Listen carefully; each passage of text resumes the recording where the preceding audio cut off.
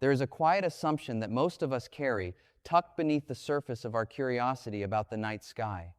It is the assumption that the universe is a kind of community, a vast and populated network of worlds humming with radio signals and laser bursts and civilizations leaning toward one another across the dark, all of them listening, all of them waiting, all of them wanting to connect.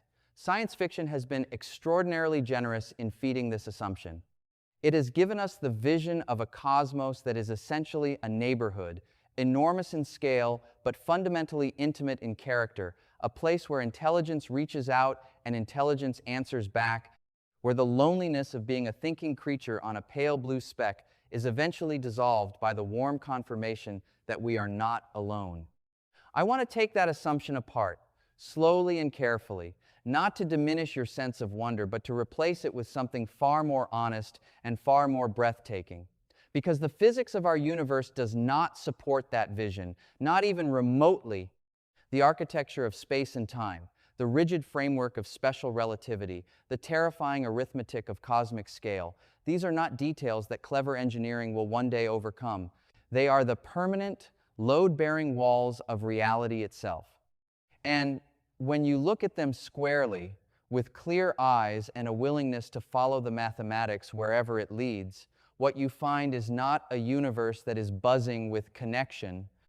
What you find is a universe that has been built with what feels like surgical precision to keep minds permanently apart. Think of it this way. Imagine an ocean, not the Atlantic, not the Pacific, but an ocean that is genuinely infinite, stretching in every direction without a shore, without a boundary, without any edge at all, just dark water rolling outward forever under a sky with no stars. Now scatter islands across this ocean, but scatter them sparsely, separated not by hundreds of miles, but by hundreds of millions of miles of churning, lightless sea. On each island, imagine a lighthouse. The lighthouse is the only structure. Inside it, a civilization, small and fragile and brilliant, burns a fire at the top of the tower and sends out a single beam of light across the black water. The beam is the finest thing that civilization can produce. It is radio waves, it is laser pulses, it is the compressed record of everything they know and feel and hope and fear, all of it encoded into that narrow shaft of light racing outward across the surface of the ocean. Now here is where the physics enters and where the comfort vanishes. That beam of light travels at a fixed, unyielding speed. It cannot go faster. Not because the civilization lacks the resources or the engineering brilliance, but because the ocean itself, the medium through which the beam moves, simply does not permit it. The speed of the beam is the speed limit of causality, of the relationship between cause and effect, and no engine, no matter how extraordinary, can violate it. So the beam travels outward, slowly relative to the scale of separation between these islands, taking centuries or millennia to close even a fraction of the distance to the nearest neighbor. And while the beam is traveling, while it is crawling across those millions of miles of dark water, the lighthouse that sent it is changing. The fuel runs low, the fire dims, the structure ages. The civilization inside it makes decisions, rises and falls, transforms or collapses, and after enough time, centuries of it, millennia of it, the lighthouse goes dark, the island is quiet. And still the beam travels on, carrying its message from a civilization that no longer exists. A ghost of light moving through an ocean that does not know or care that the sender is gone. When that beam finally, after its enormous journey, washes up against the rocks of a neighboring island, what the civilization standing in that lighthouse receives is not a message from a living culture. It is an archaeological artifact. It is a voice from deep time, a signal from a species that may have flourished and perished 100,000 years before the light, carrying their words, finished crossing the void. Any response the receiving civilization sends back will take another 100,000 years to return, and by then both lighthouses may be ruins on islands that no one inhabits anymore. This is not a metaphor that I am using loosely. This is the physical reality of our situation, described in the precise language of general and special relativity. Albert Einstein gave us the speed of light as a fundamental constant, approximately 300,000 kilometers per second, and he showed us that this number is not the top speed of some particular technology, but rather the absolute speed limit woven into the fabric of space-time itself. Nothing that carries information, no particle, no wave, no signal of any kind can travel faster than this. And the reason is not mechanical. The reason is causal. If something could carry information faster than light, it would be possible, in certain reference frames, for that information to arrive before it was sent. And causality, the principle that effects must follow their causes, would collapse entirely. The speed of light is therefore not a technical barrier. It is the guardian of the logical coherence of the universe. Now bring in the distances. The nearest star to our own sun is Proxima Centauri, sitting at a distance of approximately 4.24 light years. That means a radio signal traveling at the speed of light, the fastest physically possible transmission, takes 4.24 years to get there and 4.24 years to return.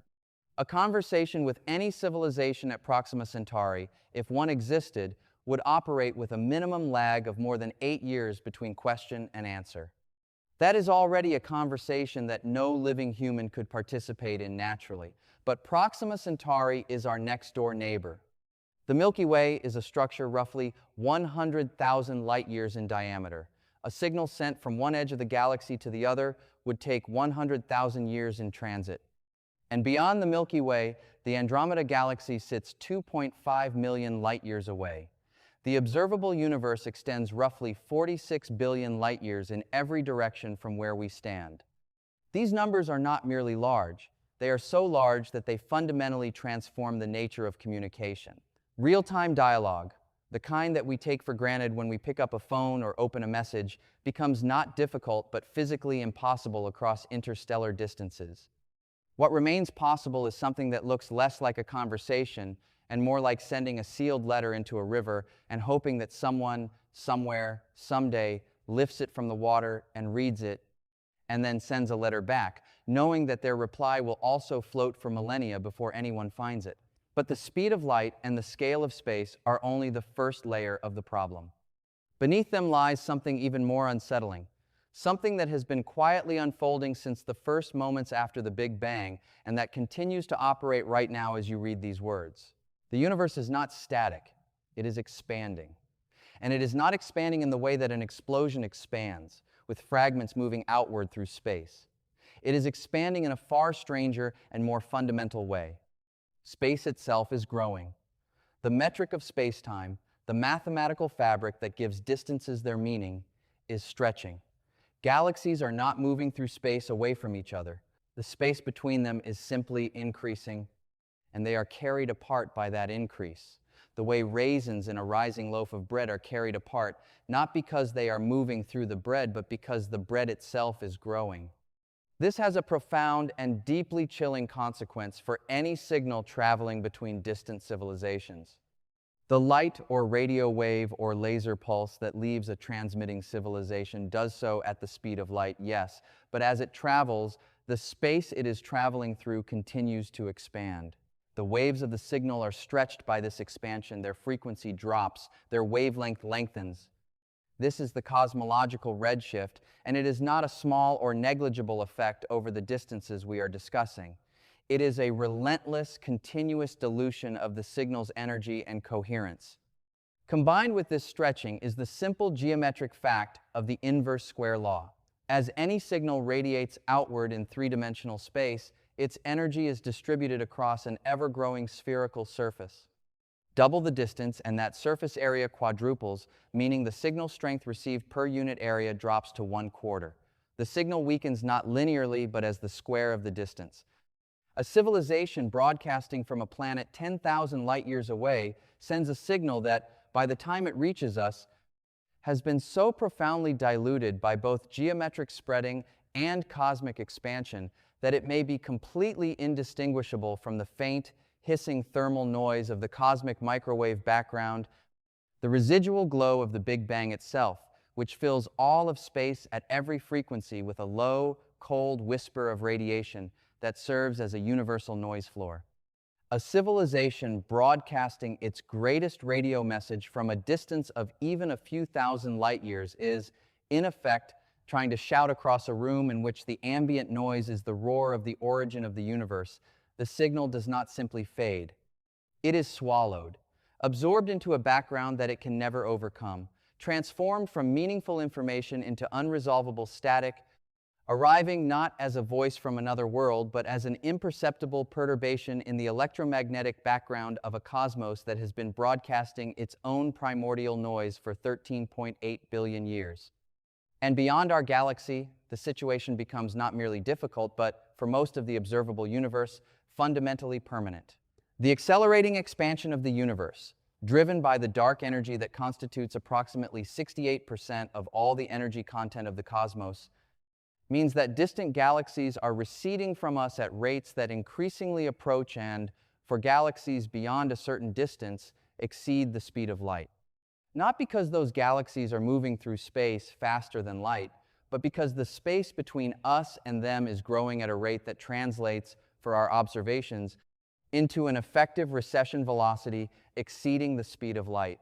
Signals sent from civilizations in those galaxies cannot reach us, not now and not ever. They are already beyond our causal horizon, forever unreachable, separated from us not by distance alone, but by the geometry of space-time's expansion. This is the universe drawing a circle around us, a circle defined not by walls or fences, but by the mathematics of expanding geometry, and saying that everything outside this circle is causally disconnected from you, permanently and irrevocably. But even setting aside the speed of light and the expansion of the universe, even imagining for a moment a cosmos where those barriers somehow did not exist, there is a third layer to this isolation, one that operates in time rather than space, and it may be the most brutal of all. The universe is approximately 13.8 billion years old. That is an almost incomprehensible span of time, long enough for stars to form and die through multiple generations, long enough for the chemical complexity needed for life to accumulate through repeated cycles of stellar nucleosynthesis, long enough for the first rocky planets to cool and stabilize and perhaps give rise to the long, patient processes of chemistry and biology. Now consider the lifespan of a technological civilization. We have precisely one data point, ourselves, and that data point is not encouraging. We have possessed radio technology for roughly 120 years. We have had the capability to send signals into space for less than a century. Our industrial civilization, with all its attendant risks of climate disruption, nuclear conflict, biotechnological accident, and resource exhaustion, has existed for a geological eye blink. If we were to mark the span of our technological civilization on a timeline of the Earth's history, it would be thinner than the thinnest line a sharp pencil could draw. Now scale that up to the cosmos. For two technological civilizations to make contact, even in a universe where signals travel instantaneously, they would need to exist at the same time, at least approximately.